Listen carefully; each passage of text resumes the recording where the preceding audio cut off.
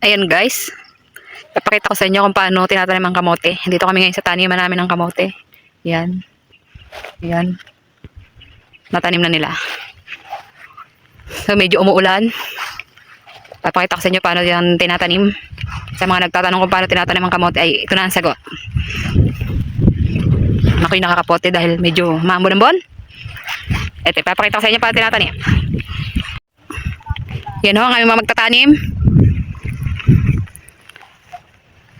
Ang una, ibinububod muna ang langgok. Ang tawag sa sa kamoting yan ay super bilis. Ayan, ganyan muna ang process niyan. Ilalatag mo yung mga talbos ng kamote. Hindi nila ang tawag sa langgok, talbos muna. Ang iba hindi alam ang tawag sa langgok, pag Ilocano alam, lanot, sasabihin mo. Kung kunanamot, lanot, alam. Yung taga-bubod, si Tia Upe, si Ining. Tapos ganyan ho ang pagtatanim. Nako. Areho ano. Kumbaga sa pag-aaral daycare pa lang. Ito na, isang hi muna sa camera. Hi.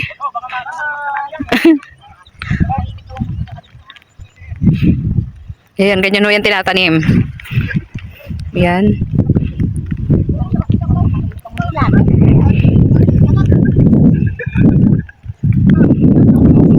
Kaya nga. Ay, mabilis ka amboy eh. Kaya nga. Ay, ano ho, ari mga kaamboy, maikli ang hakbang. Pinaparinig ko pa sa vlog niya. Ay, sorry na, sorry. Ayan, nabilis si kaamboy magtanim. Ganyan naman pagtatanim. Tapos pag kinulang, may kasunod ng langgok. Hindi kasi nila alam langgok. Pag Ilocano kausap, alam, lanot, sasabihin ko. Pero pag Tagalog, talbos ng kamote.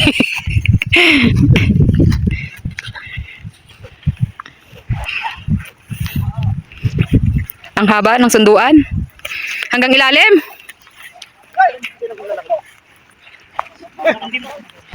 Ayan ang taga-bubod.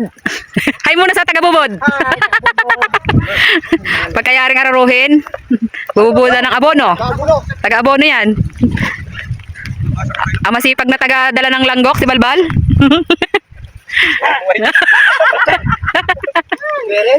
Si Clarence pala. Clarence pala, Clarence. Ang taga-araro, si Pepoy. Si, anong pangalawa?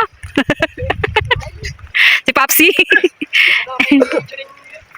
Ay, aararuhin muna gamit ang kalabaw. Yan. Tatlo ang mag-aararo. Ay, nawala ho ba isa? Si Tio Hire. Meron pa daw hong isang taniman. Ayun, doon. Yun. Basta doon. Ayan ang view ng taniman.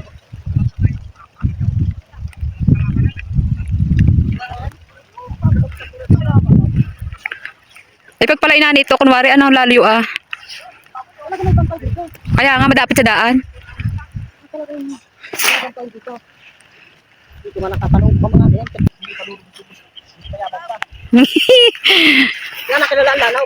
Ito, si Bonog. Tito Bonog, sabi ni Ryle. Mag-hi ka muna kay Jinky.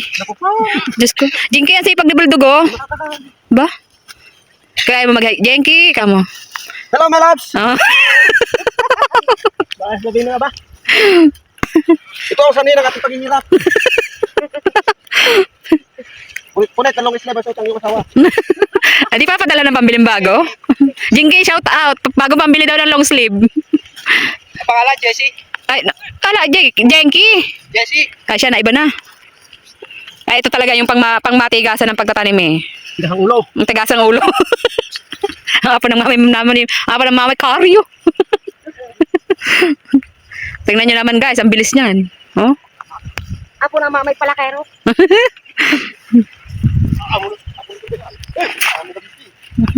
Apo ng mamay ka, Betty? Kero.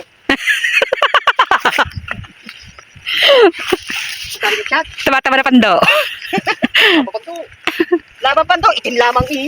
Nagbukas na ako, Pando. Wala ka nang galit bukas.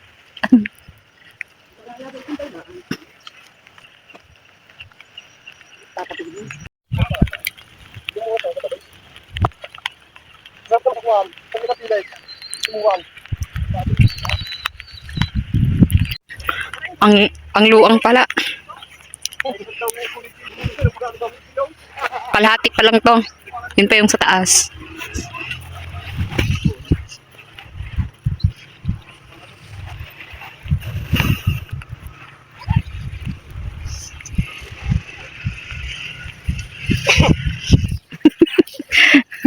Kaya.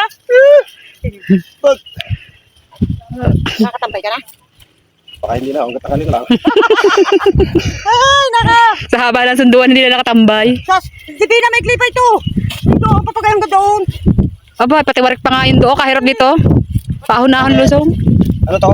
Kapay? Kaya nga. Kaya nga. Kita ko yon. Ano ko yung mamaya? Oh, ano kaya? Wala tayo. Makakainom kaya? Baka tubig. Kaway-kaway muna, bossing. Boss. Boss, kamay! Kaway boss sa camera. Ayun o, may-ari. No, Yan, nagis na. lumapos na ha. Balikan na. Ayun o, ang may-ari ng kamote. Sa mga wala pang asawa dyan, shout out. Ito, pinabebenta na to. Magulang na ho yan eh. Kita niyo ang pugi-pugi na. May-ari ng kamote, si bossing.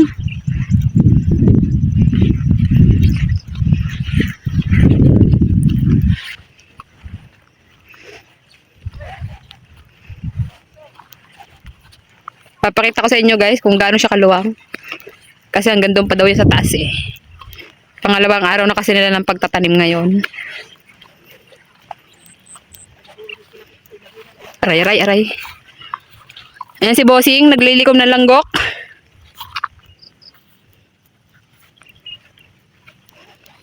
Ayan guys, puro kamote ang tanim dyan. Ayan. Maluwang, puro kamote. Dahil maputik guys, ganito pagtanggalan putik sa sapat, tsinelas. Ihahagis muna dahil ang putik. Guys, yan pupuntahan natin. Hindi ako sure, pero tinuro nila hanggang dito daw yun. Pakita ko sa inyo guys. Yan. Kaya tayo tinaniman nila kahapon. Pakita ko sa inyo kung hanggang saan siya. Ayan guys, ang pinaniman nila kahapon. Yan. Hanggang doon pa yan sa may doon, sa ilalim doon. Kaso, hindi ko napupuntahan dahil masyadong maputik. Ayan. Puro kamote yan guys. Pag ganito kasing tag-ulan, yan ang pinaka pangunahin namin pananim dito.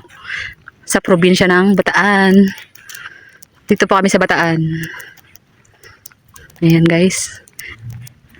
Ito po yung sa amin. Yun naman po yata yun. Bandang yun. Yun. Doon po yan. Yan. Yan po yata yan sa pinsan ko.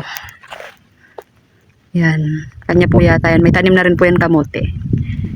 Tapos mayroon pa din daw po dyan kaming tataniman. Hindi ko lang saan alam kung saan banda dyan. Yan. Basta dyan yun. Ayan guys. Ganyan siya kaluwang. Hanggang doon pa kasi yan. Doon. Tinuro kasi nila yan eh. Tapos karugtong nga itong pinataniman natin ngayon guys. Yung pinapakita ko. Yan. So tabi siyang kalsada. Kaya kapag kunwari lumama na siya tapos huhukayin na, kailangan na talaga nilang magtayo ng kubo. Kasi para bantayan na daw kasi yan. Binabantayan na nila.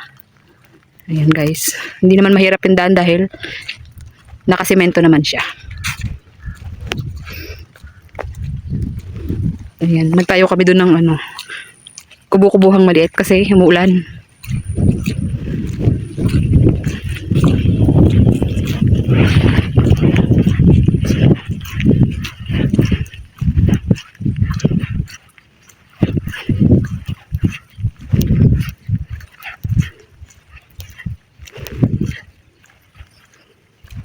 Ayan.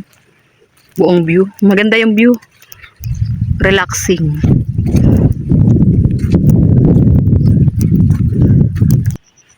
Shout out sa Tagaluto. Na nag-cellphone na rin. Ayan. Diyan kami nagtayo ng kubo, guys. Kubo-kubuhan. Tagaluto ay si Mother Nature. Ay, di miyaw. May prito pa dyan ah.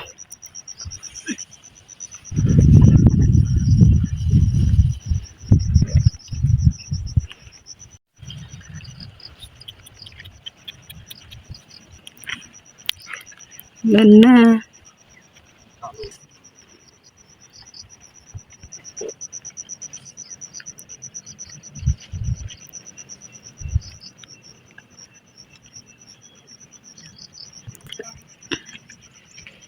Kakataka na lang talaga na magtanim ay di biro. Ano? Baryo si Beng. Baryo ng Chibembang. Marami na ako lang nagbebembang. Ito daw ang lugar na ito. Ang tawag ay Baryo ng Chibembang. Beng pa nga. Yung mga nagdayong bakal dito. Marami nagbebembangan.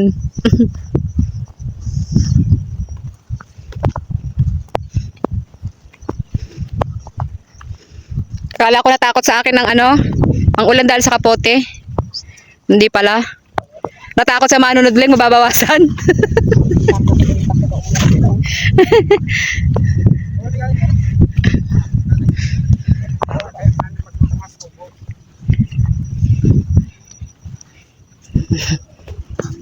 Ng taga-abono.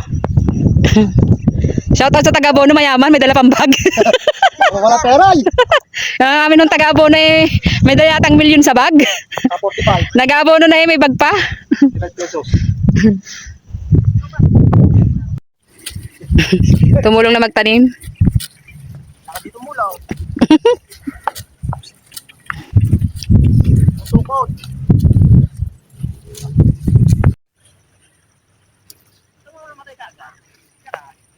Shout out daw ho sa anak ng taga-bubod.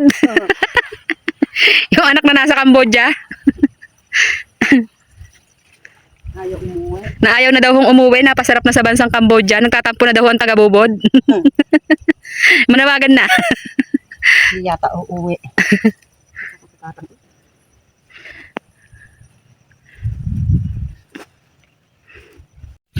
Tuni, coffee break na Tuni. Kanduhat. Tuni, mag-hi ka naman. May dinner ba sa gusting yan? Tapos na. Hindi na ito Tapos na, kape na. Sabay kayo, sabay, tawlan. sa buwan. Huwag naman pogi. Meron pa kami. Hindi. Kagaling mo yung tatalim na ulit eh. Ano ba yata? Sa kabila. Tapos na, magtanim. Natin yan, daw. Hindi magkakaray. Amin na rin. Tapos na, shoutout na kay Jinky. Ay, kukunin natin dyan. Yes. Sa kamulang galaw, bago hanapin nyo. Hindi. Hindi na hanapin, nakita mo na eh. Meron pa dyan pa dede eh. Para mabakot